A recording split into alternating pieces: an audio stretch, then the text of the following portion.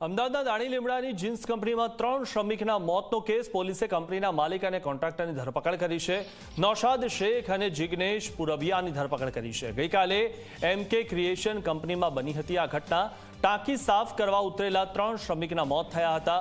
ટાંકીની અંદર પ્રદૂષિત કેમિકલ હોવાની માહિતી સામે આવી છે। કેમિકલમાં ડૂબતા ત્રણેયના મોત થયાની પ્રાથમિક માહિતી મળી રહી છે, ત્યારે કેમિકલમાં ડૂબતા ગુંગળામણથી મોત થવાની માહિતી મળી રહી છે। મોતનું ચોક્કસ કારણ એફએસએલના રિપોર્ટ બાદ સામે આવશે।